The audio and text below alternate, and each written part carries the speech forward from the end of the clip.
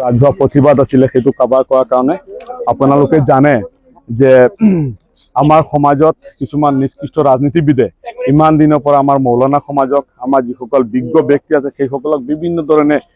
অপবাদ কৰা দেখা গৈছে, উপলুংগা কৰা দেখা গৈছে। আৰু শেহতীয়াকৈ আপোনালোকে দেখিছে যে আমাৰ নেতা মৌলানা বদৰুদ্দিন আজমল সাহেব,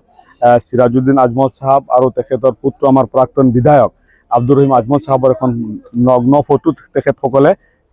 মানে আমাৰ ছ'চিয়েল মিডিয়া দি তেখেতসকলক আমাৰ যিসকল কৰ্মী আছিলে সকলোকে হেয় প্ৰতিপন্ন কৰা এটা প্ৰয়াস কৰা দেখা গৈছে। গতিকে আমি সমূহ ৰাইজক আপোনালোকৰ জৰিয়তে আহ্বান কৰিছোঁ, প্ৰশাসনক আহ্বান কৰিছোঁ যে সেই নিষ্কৃষ্ট ৰাজনীতিবিদ,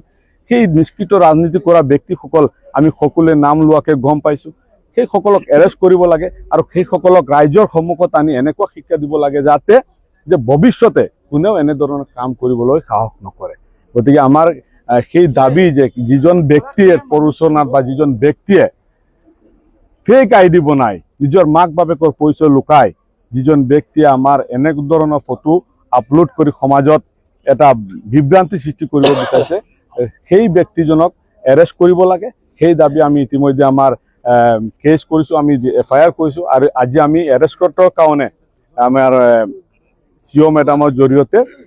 সেয়া আহ্বান কৰিছোঁ। গতিকে আমি আপোনালোকৰ সহযোগিতা কামনা কৰিছোঁ যাতে সমাজখন ভাল হয় আৰু এনেকুৱা ব্যক্তিক আমি ৰাইজৰ সমূহত চিনাক্ত দিব পাৰোঁ।